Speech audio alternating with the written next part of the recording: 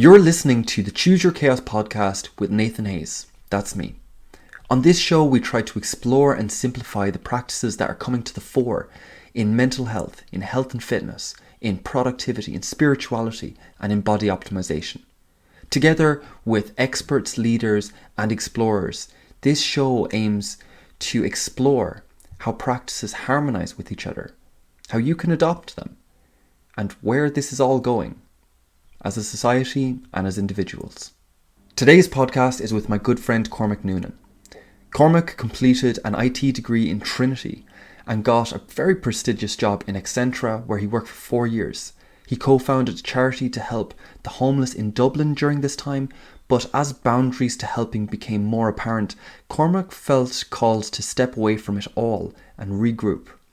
He cycled across Canada, wrote his book, Discover Your Destination, and is now back in Ireland as co-founder of his company, The Wolf Academy, a company all about teaching practices and helping people find balance in their life. So it's my pleasure to welcome onto the show Mr. Cormac Noonan. Hello, Cormac. Hello, Nathan. I am delighted to welcome you onto the podcast because I thought you'd be a perfect first host or first interviewee because I've known you for over 2 years now, and I feel like there's enough goodwill between us that I'll be able to dig down deep and hopefully we can avoid any or too many hiccups, and you can call me on it if that does happen. Well, thanks for having me. Well, I will give you a very clear opening kind of statement. This is kind of where I want to start us off from. I was listening to a recent video on flow from John Bakey. I'll leave a link in the description below. But it described creativity as taking multiple perspectives on a topic and then trying to find the through line between those multiple perspectives.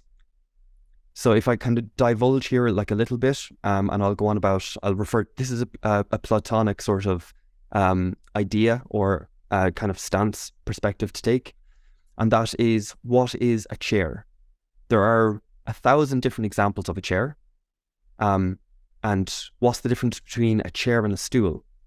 Because I can think of a stool that has a back on it. I can think of a chair that's taller or shorter. What exactly is the difference?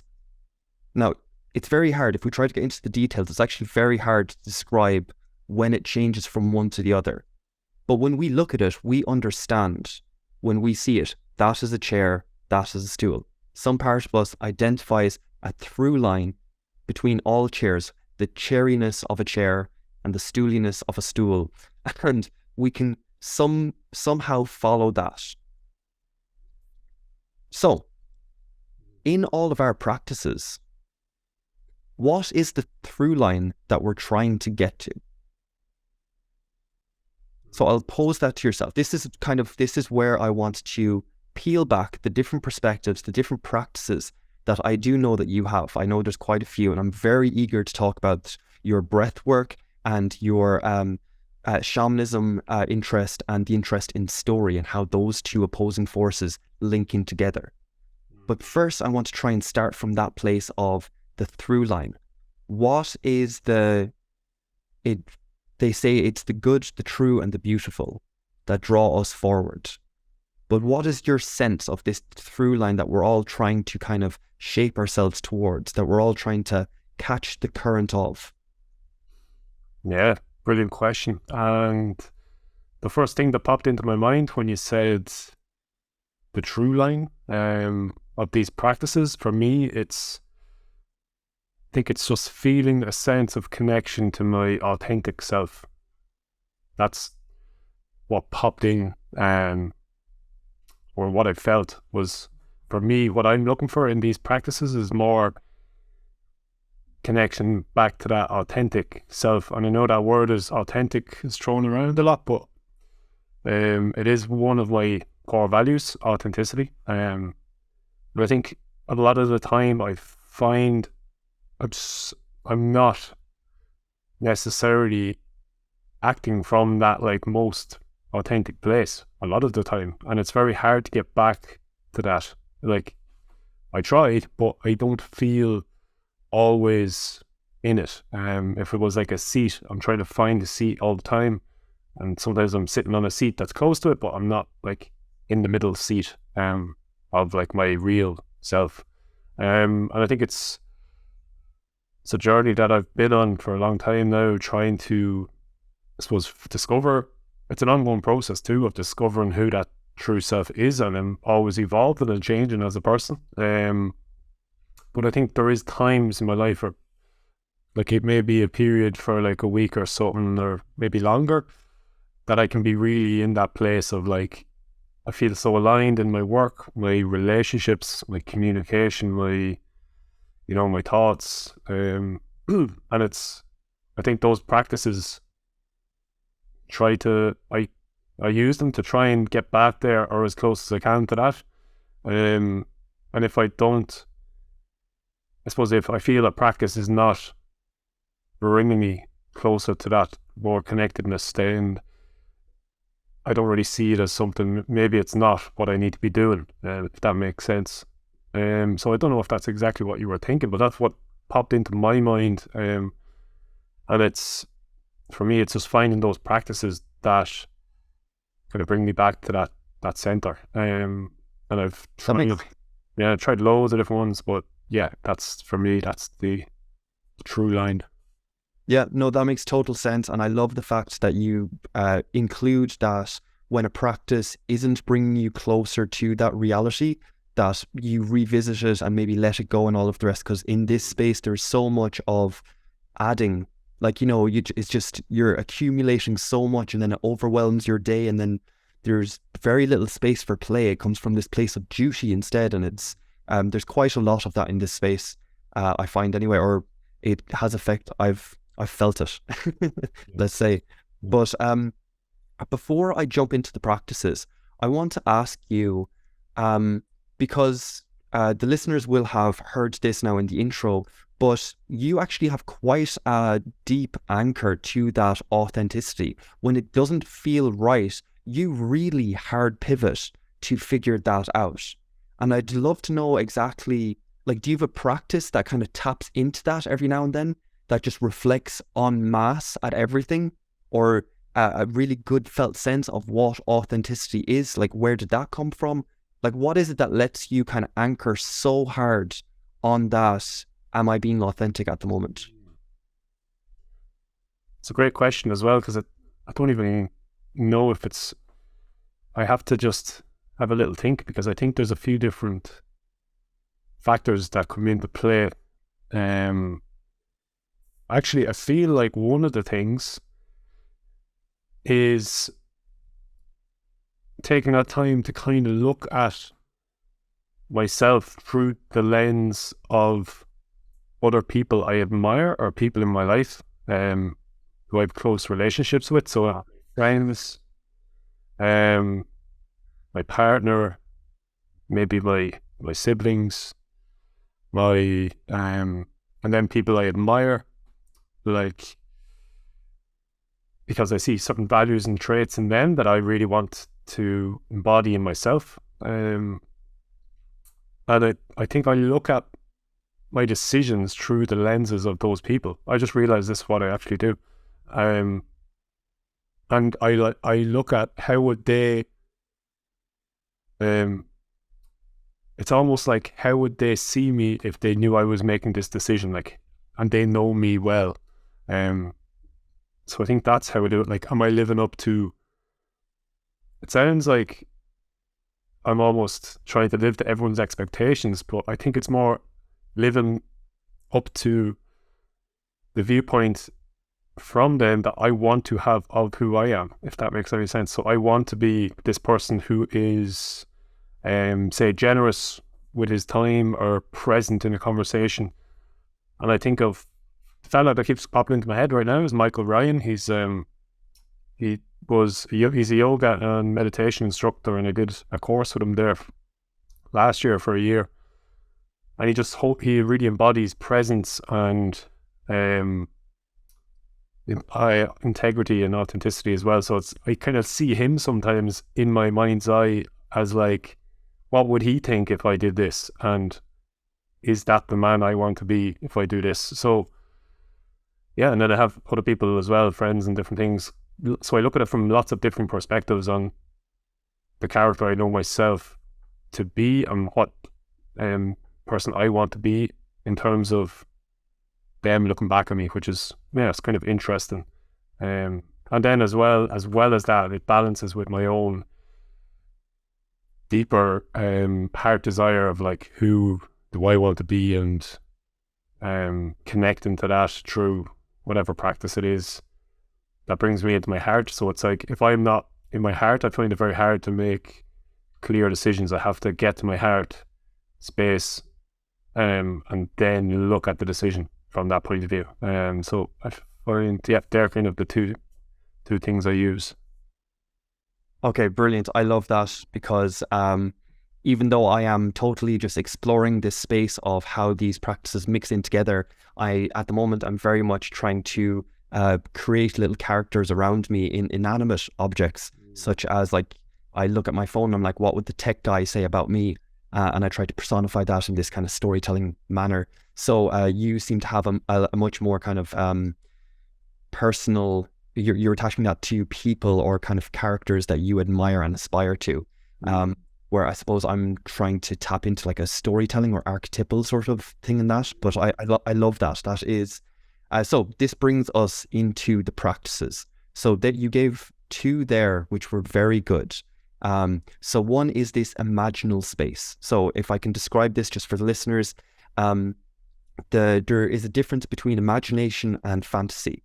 Fantasy is when your imagination goes off and doesn't actually contact reality. It's just, you don't reflect on it. It doesn't change anything. You don't digest it really. It's just, what would the world be like if, and you just kind of blow something out. Imagination then is different in the fact that it's still the same question. What would the world be like? But as you phrase it, if you were someone else, or if you had that different perspective, and then you, for a moment, take on that lens, you take on that framing, that way of looking at the world, and it opens up the world to you a little bit differently. And in that way, it actually makes contact with reality and stretches you a little bit. So I love that. That is like imaginal space. And then you contrasted that with your heart space. Oh, can I ask, so that is when you're, again, getting those multiple perspectives and then trying to find the through line, is that contemplative, that imaginal space. And then the heart perspective, what practice do you have for that? And where does, like, kind of, can you talk about that one a bit more? How does that balance out so that you're not just trying to please others or live through the perspective of others, and that you kind of integrate it or something? Yeah. You catch that one there? Yeah, exactly. Yeah, I think that's exactly it, because it isn't just about living in terms of others' eyes. It's kind of like having other people's perspectives is like the safety net in case my ego is pretending to be my heart. To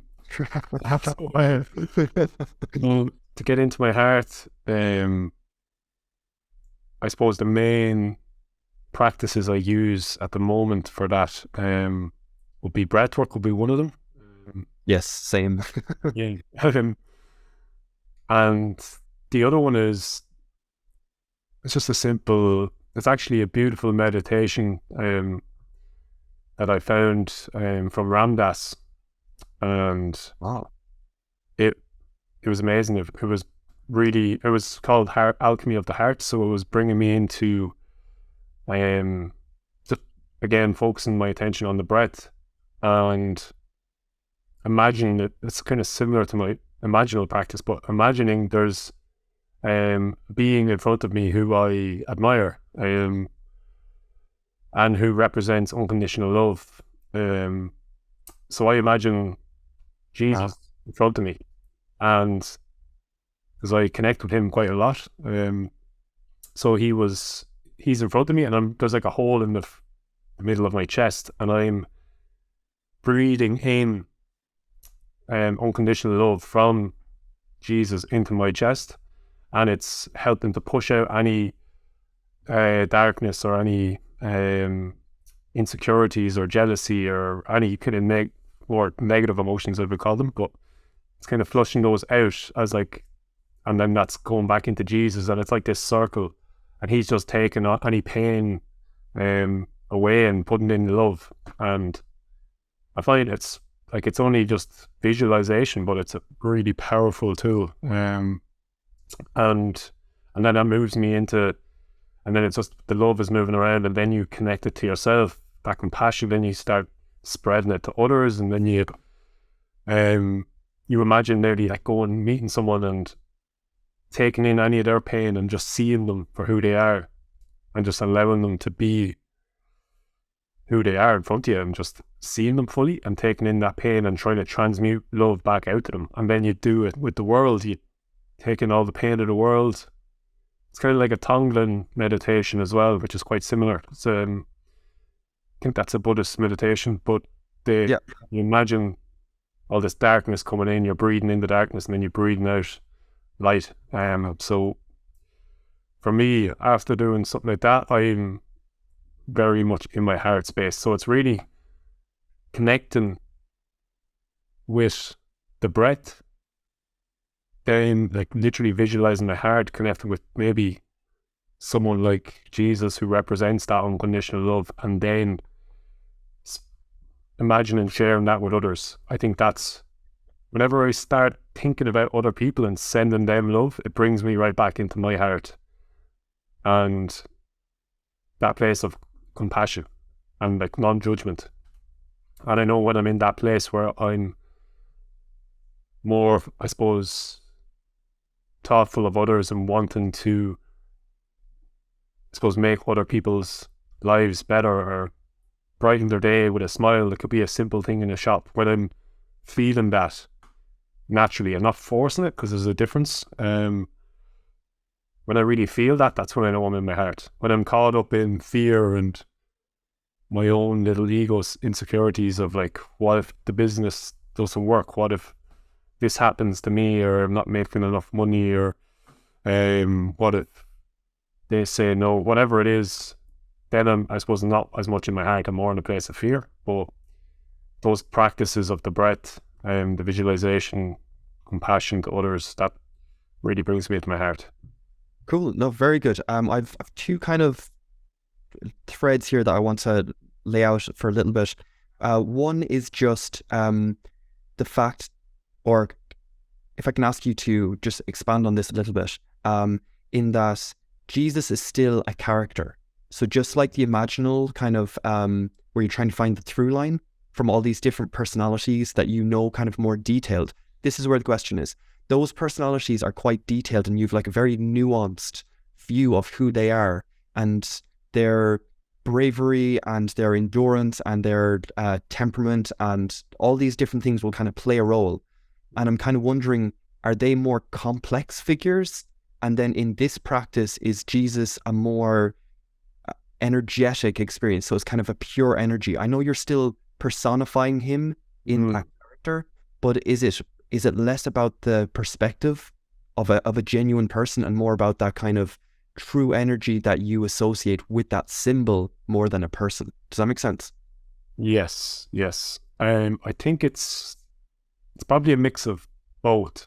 Probably more the energy part. I think it's more like I just see that bright white light that I connect with when I'm connecting with the Jesus archetype, and it's coming through me, and it's, I suppose I feel in a sense it's always there within me, but I just need to remember to connect with it and then connect with Jesus. So I think it's mainly the energy, but it's also like, what would Jesus do is there too. Like, yeah. Well, like, I think that's, for me, he's like ultimate compassion. But yeah, and it's a level that most humans will never get to. But I'm always I try to remind myself of that. Like, try and have more compassion. Like, even if your friend, does something to you, it's like, how can I see where he was coming from? And not that I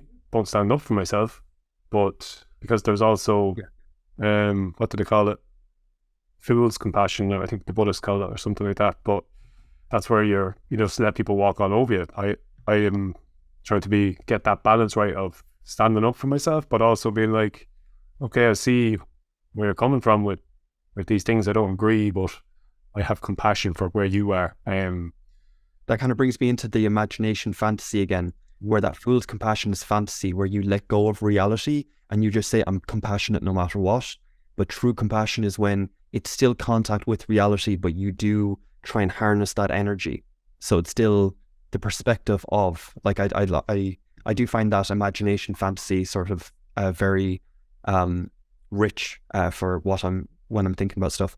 But can I ask then, just by contrast, when you are having those, like that council meeting between all those little sages that you have on your shoulder, do you get, are they reducible down? Like, that's a very bad way of phrasing this. But if Jesus is meant to be compassion and you're kind of, that there's a pure energy in that, are they a less pure energy, but a more kind of tangible sort of perspective? Does that make sense? Yes. Yeah. I probably haven't really thought about it enough to see what people are representing, what qualities that I want reflected, or what energy they kind of represent. But I think, like, say, for example, my friends would represent that, like, that part of me that wants play and laughter and fun. And I'm like, yeah, from their perspective, am I still that fun and playful Cormac that I want to be? Or is this decision making me too serious and I'm going down, too much of the rabbit hole of work or spirituality or whatever it is, and I'm losing that connection with my friends? And I think they'd represent that play. Different people, even in business, I think about, like, business mentors and be like, what would they, all the things that they'd advise me on, and the people I respect in, say, the business world, and they'd represent, I suppose, good guidance there. So it depends on the person, what they represent to me, and what kind of quality it is in them that they, I suppose, foster in me that I want to live in alignment with. So yeah, I definitely think they have different, they all have these different perspectives, and they're all parts of me that I want to embody fully. And it's hard to get all those parts of you, like, fully embodied at the same time. And that's why I think that's beauty practices. Yeah. I full on think that's impossible. I think if I can kind of project into here, it's just, I think those perspectives pull us in different directions, and we are then the space in between them. But we can never quite, like, achieve those sort of things. But I suppose, so thank you for that, by the way. I really appreciate you indulging me there for a little bit, because I'm trying to figure all this stuff out myself as well, because I am trying to use I'm trying to use more imagination in my work now when I'm trying to do it. And I know IFS is becoming a big thing as well, and that's quite a lot of imagination or imaginal sort of play with the psyche. So it's definitely a point of, it's really coming into the collective intelligence or kind of public perception there. So then, just on the second point that I wanted to bring up, just you were on about when you breathe in that compassion, and it is a letting go of the kind of more protective energies, if you don't want to label them as, like, negative, but that anger, that fear, that they're kind of protector sort of energies, or feelings or emotions, or whatever way you want to phrase that. So then, can I ask, what is your counterbalance to that? What or alternatively, do you find you just naturally push in that direction? So when do you channel the healthy protective energies, if I could phrase it that way? When does that get, like, reintroduced? I suppose with I think that's a great way of phrasing the protective energies, because I didn't really want to say negative, but because I don't think they are necessarily negative, that's just our view.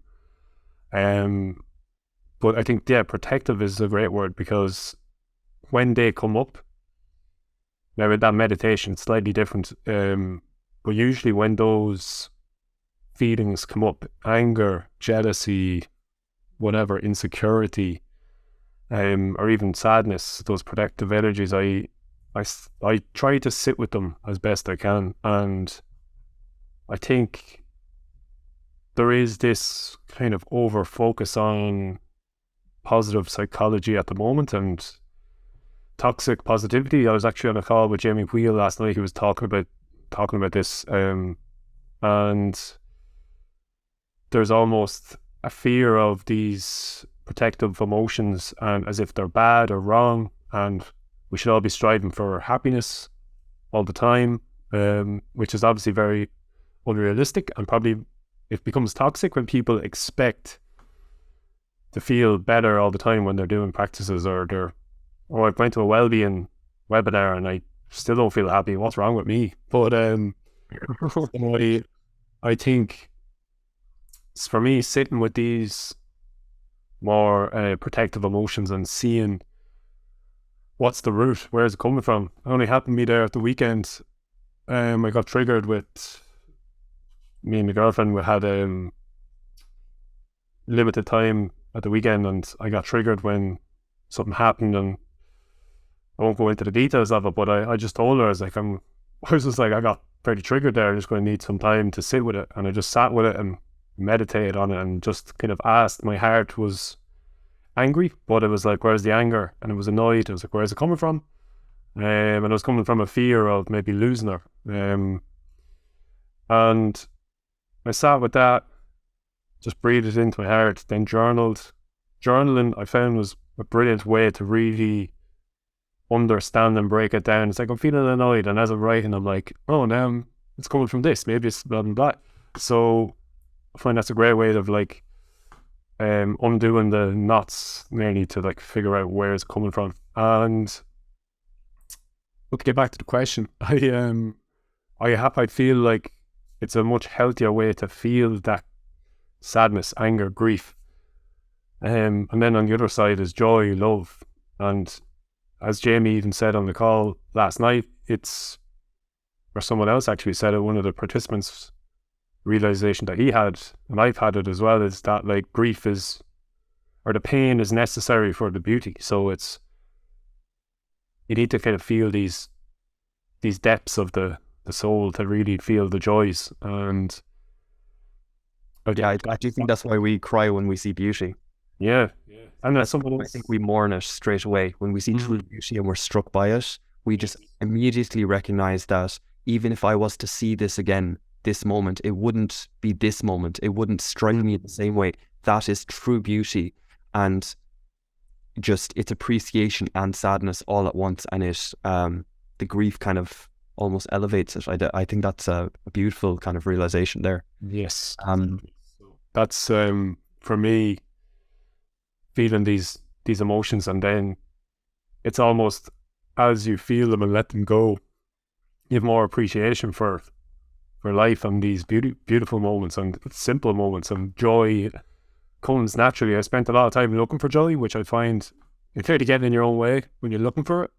And so it's more just not getting rid of, but feeling what's present, and then allowing joy to arise when it does naturally. It doesn't stay there forever, but when it comes, you appreciate it and you live in it. Yeah, if I can bring you back around, I do get that, and I do love, I think there's this, joy is a fascinating sort of emotion, because not only are you caught up in something, but you've shaped yourself so that you can catch it. Joy is a very strange and non-tangible sort of thing to try and channel into life. But I do want to come back around as well. You brought up writing, and I know you're a writer and you do poetry, and writing's a big part of your practice. I want to come back around to that. But first, I want to actually just kind of stick on this negative, or these protector emotions. I want to stick on that just for a moment, and just ask when you channel them. So for me, I do this like at the gym and like more kind of primal sort of stuff. And I suppose music can be a point of entry for this as well. When you let those emotions kind of flood the system so you actually get like a genuine connection with them and a genuine contact and relationship with those emotions. So just for you, I know you go to the gym as well. Does that work the same for you? Yeah, definitely. I remember it was a year or two ago, a lot of jealousy was coming up for me, and for like a decent period of time, like a couple of weeks, I think, just a lot of, in the mornings, I just wake up in this kind of like anger / jealousy feeling. And I working out for me was the best way to kind of channel it. So yeah, definitely think that's a big one. And like, yeah, just sticking on that. I know you listen to that kind of rock music, and Yep. I listen to the kind of Viking music, which is very like warrior sort of style. And yeah, I think it's a great way for me to release any anger. Another thing, You're a very productive person. yeah, As in, like, you got into Trinity, like you're leaving cert, you were very productive. You got into college, again, very productive, got into like a high, like really good job there and all the rest. And even now, like you took a break and wrote a book, and now you're back and you're starting a company. And I mean to say this, not to the kind of like praise you or anything like that, but I just mean to specify that to motivate yourself, there's a certain amount of anger that's needed to be assertive. If like in this moment right now, for me to talk and to claim this conversation and this moment in it, I have to be a certain amount of aggressive to say, here's the energy I'm putting forward, here's what I'm providing. And then if that goes on for too much, then you become a tyrant. And so obviously you've to navigate this. But if I don't do that at all, then I become a total wash and I become almost not here. So you seem to veer more on the assertive side and on the very productive side. So how do you channel that, like, work-wise? Where do you get that kind of energy and that assertion from? I think work-wise, it's been a really interesting journey for me, like how work has, I find it's been like a vehicle for my own personal growth. And it's been interesting to watch how that drive has come up and then like almost driven me to like burnout and complete stress, and how I'm kind of like, I've been working the last couple of years to try and slow that down a bit, that drive. I used to say like my issue is not like, getting up to do work, it's to slow myself down and to take breaks. So it seems to be like a fire was lit a couple of years ago, good few years ago now, back in, it was the end of 2015. Holy, it's 8 years ago. Still going, big fire. But it was when I was working in IT and was just watching well, I think it kind of happened afterwards. I fell in love with a girl and it just burst me open. And it was like this fire inside that I never knew existed. And that's when I started writing poetry, and it was just passion was just oozing out of me everywhere. I was stuck in an IT job, and the only way I could express it was poetry. And then I found walking to work in the morning, I used to pass a homeless man, and I remember just seeing him, and I was like, that compassion seemed to come out of me because I was in love. I just had so much compassion and love to give. And I was like, why is this fair that this man has nothing and I have all this money and this nice suit, going to work in a good job? And I just thought, maybe he has potential that's he's never got to realize because he hasn't had a loving family growing up. He hasn't had the opportunity to even go to college. And I'm so privileged that I've had a loving family and I've had all these opportunities. So it was that urge to help him. And then me and my friend Marty, we walked around with pizzas for the day in Dublin City, sharing them with people on the streets coming up to Christmas. And then was after that we decided to do it every week, just because we enjoyed connecting with people and really seeing them for who they were and not just judging them based on the fact they're on the streets. And that fire, burned. So we did that for 2 years, and I was so passionate about it, and it was coming from a good place, as in I really did want to help people, but it was also coming from a bit of a avoidance of my own issues. I've realized, looking back, I wanted to change the world because I didn't want to look at myself, and I think I see that a lot in people these days too. But there's probably still a part of it in me. That fire was burning bright, and I was like, the fucking government are useless, and let's do it ourselves. And it was great. I mean, we helped a lot of people, and we had some beautiful moments in the 2 years that we did it. Then I realized I was like on the verge of burnout and stress. So this drive, this anger at the government and at the system was great to get something started, but like I didn't realize how stressed I was till I gave it up, and I was gaunt in the face, and I felt I could feel physically the weight leaving my shoulders that day after I decided to stop. I was walking to work, and I felt like twice as light. It was crazy. And that was the day you decided to stop work, was it? That was to stop doing the pizza Sunday thing, because it was just coming too much. Can I ask, so just jump in there, because legacy is definitely an emotion, or definitely like a pull, and it's a judge, as in like, are you leaving a legacy? That can be a very harsh thing. But then if you're not aiming for legacy, then I suppose you can your time span's very short then, and you can be a bit hedonic and kind of fall into just momentary pleasure. And I don't know, legacy is a very strange one, I suppose. So I've two questions here. Exactly, do you think that legacy is just like a natural thing, or do you think something in you primed you for it more than the average, or something like that? And then also, and very importantly, is so I'm gonna project here. I think the opposite of that push, of that moving force forward, is some form of gratitude, to say, I am enough in this moment. Yes, I want to be more and push, but then the counter is, but I'm happy right now as well at the same time.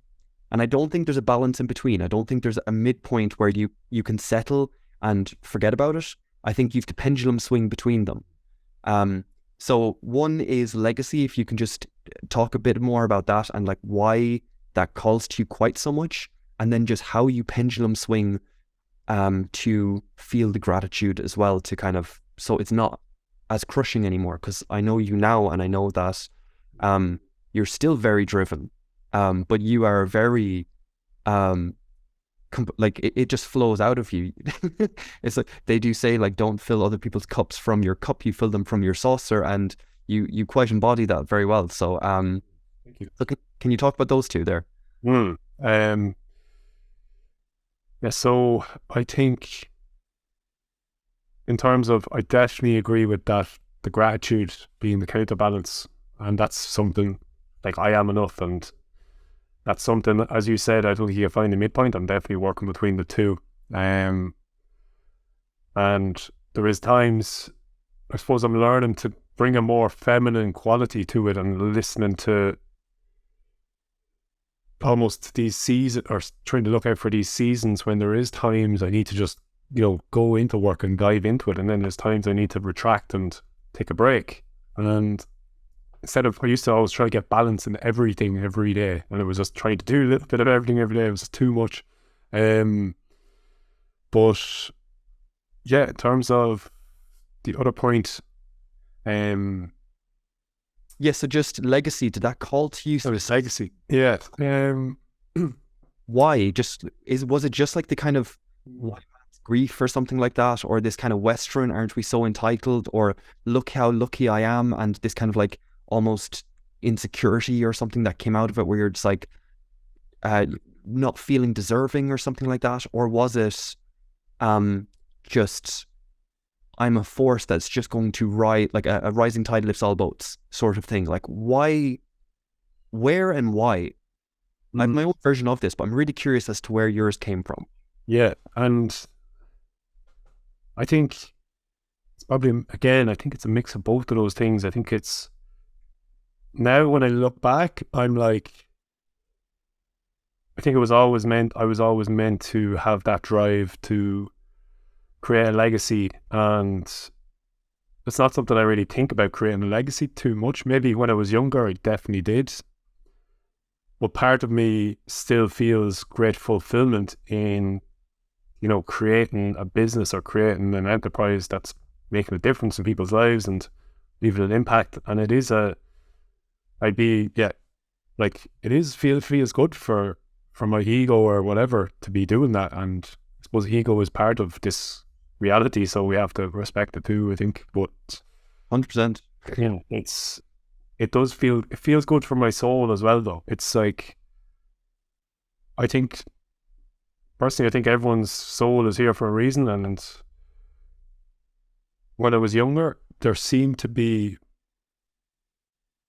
it did come from a drive of, I don't want other people to suffer like I'm suffering. And I know people have different types of suffering. I'm not saying mine was any worse than anyone else's, but everyone's was slightly different. And mine was, it was a lot of time, only reflected on this recently to my girlfriend Megan as well, that I spent a lot of time by myself when I was younger, and spent a lot of time in thought, and I just felt I wanted to help people who didn't have any confidence in themselves, because this memory of like watching YouTube videos back when I was like in my late teens, and I know there's one in particular, Will Smith. It's like 13 years old. It's on YouTube, 2009. But he's talking about like, I think he does mention something about leaving a legacy, and he's talking about like building.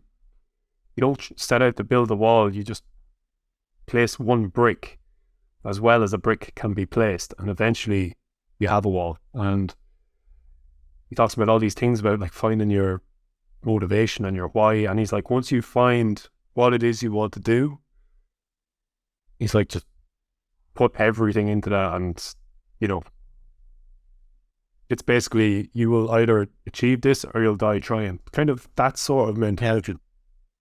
And that's a beautiful thing to get as a teenager, though, because it's so that message specifically, the lay the brick as well as you can lay it, like that extends your time frame so much more than teenagers allow themselves to extend it. Because yes, this moment is very important, but it is in a collection of moments. And again, that's another like duality that we all have to straddle on. Like, do we sacrifice now for later? Do we enjoy it along the way? Like there's a loads of dualities there. But I love that phrase. I haven't seen that video, but I do love that. And I think as a teenager, man, I wish I got that one. But no, that's brilliant. So if I can just bring it back then just to, I suppose, practices and stuff like that. So there's kind of, I do feel like there's like an existential, like every human has this draw to nurture. I think at work, at our core, it is love and compassion, that we care for others and we want other things to grow. So then can I just ask, because I had a similar thing there as well, and gratitude really blew me open. So what was your first point of contact with the gratitude exercise? And perhaps if that's a thing, if you can remember, but just what exactly does gratitude feel like? How does that stretch you in the opposite direction? How do you put down legacy for gratitude? That's the question. How do you put it down and have the pendulum swing fully to fully give you the range? Because again, we're not looking for balance. We're looking for this full spectrum of emotion and feeling. So how do you put legacy down and really have the gratitude? Yeah, I can't really remember clearly when I first came across gratitude and started practicing it, but I feel like it could have been back when I was in Canada. I started doing a lot of journaling and meditation. And think I might have kept the gratitude journal there. It's something I come back to every now and again, and I kind of fall off it, just writing down 3 things I'm grateful for before bed. And I know it's, like, a lot of people say it, and some people don't like it because it's like, you're just forcing the gratitude. And I'm like, even if it's forced, even if I, like, you know, had a shitty day and I don't feel grateful, I still think back in the day and find 3 things I'm grateful for. It's still in my brain. It's like, I can't be complaining, really. It's like, you know, there is loads of things to be grateful for. So I find it's a really powerful practice. But I suppose, how do I really get into that gratitude? I'd say it's a bit more than just doing the gratitude journal. It's looking at the reverse gap. Something I came across a couple of years ago. Like, we're always looking at I tend to anyway. I'm always looking forward. What's next? You know, what's the next hurdle? And just be like, boom, knock that one down, keep going, and not taking the time. Like, I'm still doing it a lot of the time, but I kind of know I'll just keep knocking down a few more hurdles, and then I'll get to the point where I'll look back. But it's just looking back at the reverse gap and, like, how far have I come in the last couple of years? Like, say, since me and Darryl actually did it there recently, we sat down and we just talked about, like, since we started Wolf Academy, it's like, look at all we've done. And Darryl was like, we've spoke to thousands of students, like, and like, we don't even know the ripple effects that we've had with those. Like, you know, could have been one thing they took, and some of them got on to us after, and, like, some of them might have reached out after, but, like, most of them probably won't even bother reaching out that took something. So it's like, I was like, fuck yeah, that's actually mad. It's like, we have made a big impact, and that's across the country. So it's just taking those moments to be like, fuck yeah. Like, part of me is like, oh, we're not doing enough. I'm really, you know, want to get that legacy and reach the wall. But it's just looking at the reverse gap, and it's like, how far have we come? And then looking at my relationships and being like, I know Santiago does say that for him, he looks at the people in his life as a reflection of how well he's doing. And I suppose looking at the people in my life that are around me, like even yourself and others, like Yvonne that works with us, and other people coming on board, and then on my friends. And I have quite like a nice mix of people in my life that I really admire and respect and learn from, and we're all growing together too. So it's just like, then Megan as well, and even my family. So it's kind of just looking at the people in my life and being like, fuck, I'm lucky to have all these people. And, you know, and then the other thing I suppose I do is, I think a lot of the time, but even when I was younger, I used to look at, like, kids starving in Africa and dying of hunger. And I think I heard something on a podcast recently, one kid dies of hunger every 10 seconds. So for me, it was like, fuck, it's like, I am so fucking lucky. And that's always there somewhere in my mind. And, like, even recently, been really connecting with the famine, and just that period in Ireland, especially because I'm in the West at the moment. And I didn't even realise, but I have, looking back at my poems, I have 3 poems written at separate times on the famine. So, and I actually started tearing up when I started reading one of the poems the other night, and I was like, where is this connection coming from? But I think maybe it's from connecting back with the land, but it's just remembering those people that came before us and how much they suffered for us to be here and live, and people that are still suffering. And I think it's very hard not to be grateful when you do that. And I'm not saying, like, I can remember going up Crow Patrick and getting overwhelmed with that feeling. Like those sort of pilgrimage sort of things, where just how many people went up there looking for wisdom and looking for that. So I totally resonate with that kind of ancestral weight and perspective giving and all of the rest. And I do, I feel that on like a felt sense, because like you, when I was a kid, I did think of the kids in Africa or in different countries that had it so much worse than me, but that was always coming from like a top down, like adult figure saying, you know, be grateful. And it was always, I didn't feel it in my body until like much older when I was an adult, and I was like, what would it actually feel like to be that person, that soul in this world? And then that, again, was a very different experience. But I do love that connection with legacy. So I'm just ask you about that. So how do you, what practices do you have around ancestry, essentially, on a personal level, on a national level, on a global level? What practices do you have, and what do they give you? I know you're kind of into that, like you're on about the famine there, but I know you like Loch Crew as well. That's a Neolithic tomb that's from like 2000 BC, and I'm just like, what does that offer in your ecology of practices? Where does that pull you? How does that stretch you? With the ancestors, one of the practices I've been doing, I did it for a long time and not as consistent with it, although actually I'm kind of back doing it recently now, and that's just going out in the morning and connecting with the land, and it's literally my piece of grass outside the lawn wherever I'm living. So it's literally going out and standing in my bare feet, or if I'm not in my bare feet, at least getting down on my hunkers and putting my two hands on the ground, and I just close my eyes and connect with the earth and the kind of the ancestral energy.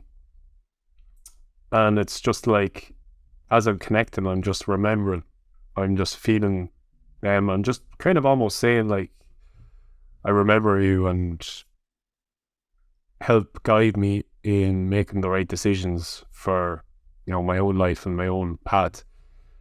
And there is a couple of special places, I suppose, that really enhance that experience. One of them would be Loch Crew, as you mentioned. I might get back to that, but the other one that I used to do when I was living at home, when I first got home especially, I used to go for a walk every morning, and I'd go down to this big open field down the road, and it was a very expansive field. It was actually whenever I do a shamanic journey, I imagine a tree in the middle of that field, so it's like a very special field to me in terms of my own psyche, I suppose. So I go to that field and I connect with the ground, I put my hands on the ground and I just connect with the ancestors.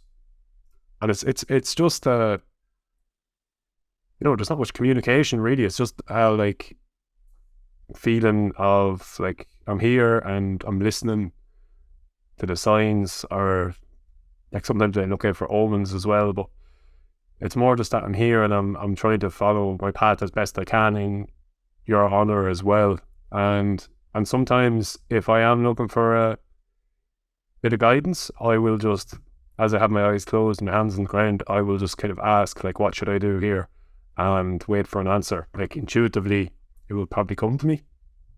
It's like in my heart, I'll know what's right, what feels right and what feels wrong. So that's been, so like even now, I'm in Mayo, I'm going out in the grass every morning, put my feet on the ground. And part of that with my feet on the ground is just always remembering the ancestors. But I think up in that crew, for example, where I go to Tara, I go to Slane, Doubt is another Cairn passage tomb that I like to go to. And I suppose they all have slightly different energies in them, but in terms of Loch Crew, it would be the Kylioch's energy. So I spent 3 days and 3 nights up there as like a vision quest back last Halloween. And that was just with the intention to connect with the land and myself and do away with any distractions and kind of see, I suppose, what came up. And it would have been an old rites of passage to kind of find your vision, take a vision quest to see what your purpose is, which I felt I was already on my purpose, but I felt there was more to it. So I really connected with the Kylioch up there, the old hag, as she's known as, but that was kind of that grandmother energy that would basically quite harsh, but also like very loving at the same time, but like will smack you around if you're not paying attention. She'll make sure to tell you. And yeah, I've had a really. I do personally love the grandmother energy because it's the one person who can tell the mother energy and the father energy to feck off. Because you can't argue with the granny. So she gets to be an extra bit playful. The mom and dad energy are your day-to-day kind of like nurture and push or like ambition or something like that. And then the Kalyak is this just playful sort of vixen. I don't know. There's something youthful about her, ironically, I find, which I think is brilliant. And I love that. I'm aware that I'm kind of encroaching now on your time, so I do want to ask just a few questions here at the end. I'm going to have to get you back on because we haven't even started talking about writing, and then I want to bring you through like John Vervaeke's ecology of practices, where he goes from sitting to standing, meditation to contemplation, creative to absorptive, and individual to collective, and get your thoughts on this, because I do find you a very there's something to the kind of the air of how you carry yourself around the place. You strike quite a good balance. I really admire it, so I'd love to explore further with you. But so with all of that said, I suppose a question I have, just because I suppose it's close to me, is so we've talked about your practices up to date and kind of what you're bringing, and you did mention that you're reconnecting with that practice of getting your feet in the ground and connecting to nature and ancestry and stuff like that.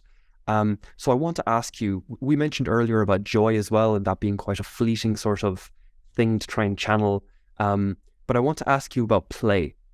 So I want to ask you because I do find that's a through line that follows in all of these practices, is a certain sense of creativity and fun and allowing for failure and all of the rest, but it's play, it's serious play. This is what ritual used to be for us. You mentioned going on like a journey there. That's ritual is adults seriously playing. That's what it always was, and the fact that we've gotten rid of it is absolutely atrocious. But I digress. So can I ask, what area of life, or what practice, or what aspect of life are you trying to introduce play into at the moment? Yeah, I think at the moment I'm trying to bring a bit more play into my work in terms of just like relating to other people, say like on a Zoom call or at a networking event, or even when we're in a school or just chatting with a teacher, like bringing a bit more, like I tend to maybe go on the more professional side, and I'm like, yes, being professional I think is important, but I want to bring in a bit more playfulness to it, like my own personality more, and I play it a bit safe. I think Daryl is much better at just being himself and that more joking and playful. I tend to be a bit more serious because I'm like business head on, but I think in my work I think it would be really beneficial for both me and also for the people that I'm interacting with, because I think they'll get more from it too, because I think maybe I got it from working in IT for 3 years, but there's like an assumption that like business is all serious and it has to be all serious and it can't be, So are you going to be the guy that rocks in the suit but has like the fun tie or the weird socks or something like that? I was just looking at socks. I was like, I need them. But yeah, so I think that's definitely one area. But in terms of like, or in my general life as well, like one thing that always seems to come to me whenever I have like these moments of realization is that I need to do more laughing, singing and dancing. Them three things. It's like laugh, sing, dance.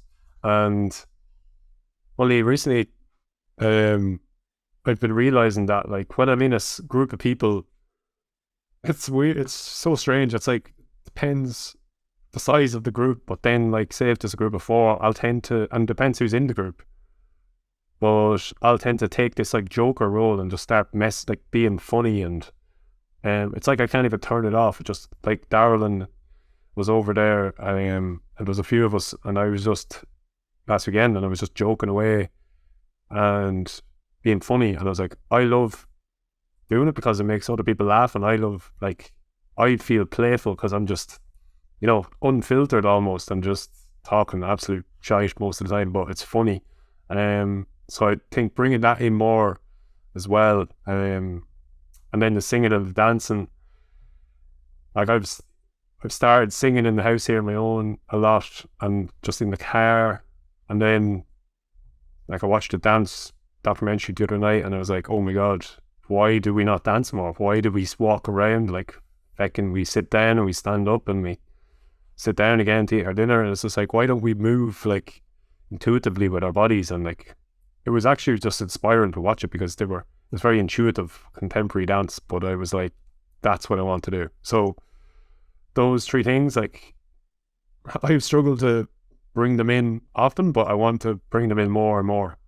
So yeah, I love that. I think there's something hilarious actually about you channeling in the jester, because if you know Carl Jung's circle of archetypes, the jester is the polar opposite to the sage. So the fact that you're like counterbalancing like yourself, I think that's brilliant. And then on the whole musical front, I think we've like we don't realize it, but language came out of music in a big way, and a lot of our ancient history, as in like the religions and like the Bible and stuff like that, all of that was meant to be chanted, all of that was meant to be sung. And I don't mean chanted where they knew the notes. We didn't do that until the last 1,500 years, something like that. But originally it was chanted like from your intuition, where you put the emphasis on different words, and it was this kind of more personal sort of thing to it. And if you there's a very good practice in Christianity called Lectio Divina, which is where you do chant, and where you place the emphasis is very important. And you can do that collectively. I actually do that in the workshops I do, where we do this. You do this thing called philosophical fellowship. This is from John Vervaeke, but where you chant and then they chant, and where you emphasize the words. So you're set into the words that are being spoken, but then you try and express yourself while being in it. So where you emphasize, and then where they emphasize, and then you'll chant it again where you emphasize, and it's this very beautiful dance. And it's really, I found that has reconnected me to a certain sense of the art of language. But I do love your emphasis on singing itself, because something I'm not there, but I love that. I love that. It's brilliant. So if I can ask then, you just mentioned the Cailleach when you were on about Loch Crew, and you've also mentioned Jesus. So can I ask, what are the big archetypes? I know that you've said that you've had like this council of mentors that you kind of consult with, and you use as an imaginal way of kind of pulling you in different directions, and you've a personal association with them. But the more historic or international sort of symbols and characters, who would make your council? Yeah, I've done different meditations and visualizations over the years with councils, and it's funny because my old council, when I was back in 2020, I was doing a program by Vishen Lakhani of Wine Valley. I think he was on the council. Tony Robbins was on it. Will Smith was on it. Jesus and the Buddha were there too. It was a funny mix, but but since that I've kind of let go. Actually, can I include symbols in that as well? Sorry, I know you're on about like personalities, but also symbols, just if that opens you up a little bit. Cool. Yeah, but I suppose in more recent times, my council is a bit different. I don't think I connect. I'm trying to think symbol wise. I can't think of too many that pop into my mind, but it is very much more like archetypal people. So one of them would be Archangel Michael. I connect with now, because I practiced in are trained in Rahani, which is some energy healing work. So I suppose he came in from that very strong. So that kind of protective energy, that warrior energy. Then a woman, Kuan Yin, who's she's very unconditional love energy.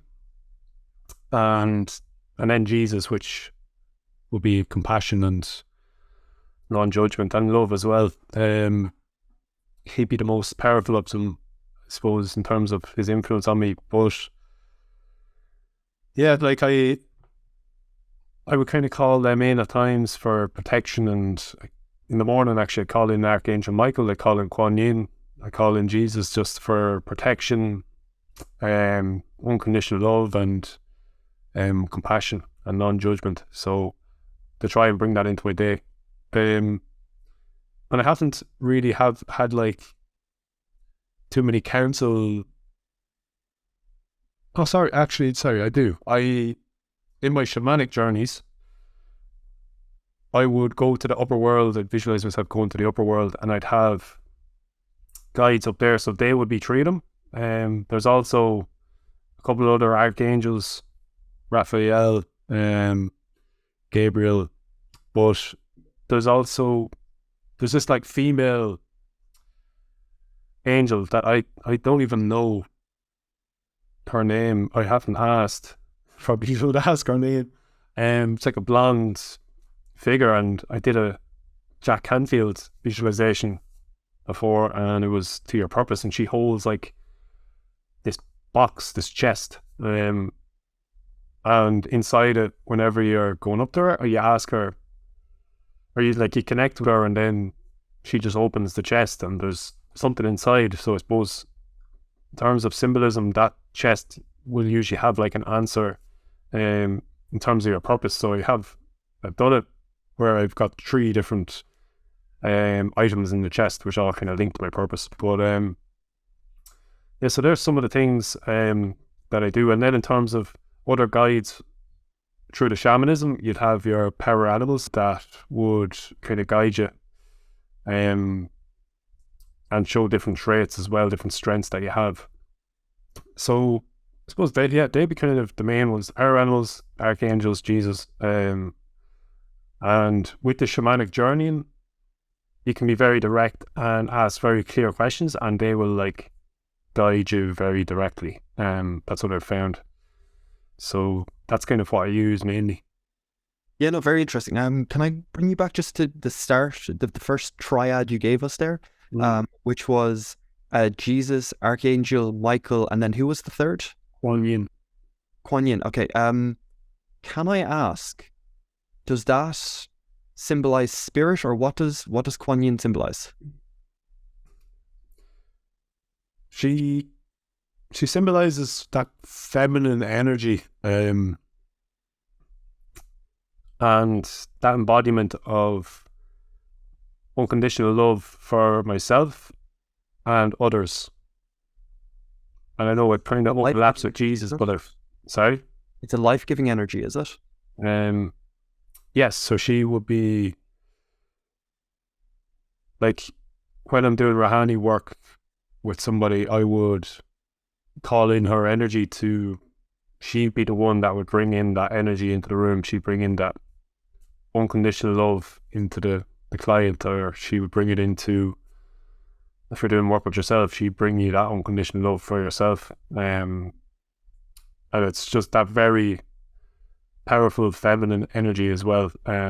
Because I know Jesus has that quality, but it's something about that feminine energy, and it comes in as a pink light. Archangel Michael would be in blue light, Kuan Yin would be a pink, Jesus would be white. So they have colours attached, but that would be, yeah, like it's not something I've logically figured out why I connect with her so much, but she's just there, and that reminds me, I suppose, of that feminine side to me as well, because I can move between the two and go quite strongly into the protective masculine side. So it's just reminding me to get that balance Archangel Michael's very strong, protector, warrior. Kuan Yin balances that with this unconditional love, and then Jesus kind of nearly merges the two in a way. No, that's beautiful there. And I just want, you said it's like, it's non-logical, that you haven't, it's not a logical supposition there or whatever else, but there's tests now that you can show that your intuition can manage much more complicated tasks than your thinking mind, and that when you ask the thinking mind to try to analyze these patterns, it'll actually make you worse. So what they do is they give you this string of numbers and letters, and they'll give you like 12 strings with like 12 numbers and letters on each one, and you just come up with whatever rule you want, like no even numbers together, 2 vowels need to be 3 numbers apart, or whatever it is. You come up with rules, and you don't tell the participant what the rules are. You just get them to look at these lines, and then you get them to look at a fresh set of lines and ask which ones fit into the previous set. And that's the only task you ask them for, and they will reliably answer better than chance, so over 50%. So it's usually lands between 70 and 80%. It's quite impressive. But then if you get them to do the same task and you ask them, when they're looking at the first 12, can you find the pattern in this 12? And then you give them the fresh 12 and ask them, can they fit it in? They reliably answer below chance, 30%, below 50%. So the logical mind can get in the way. Intuition,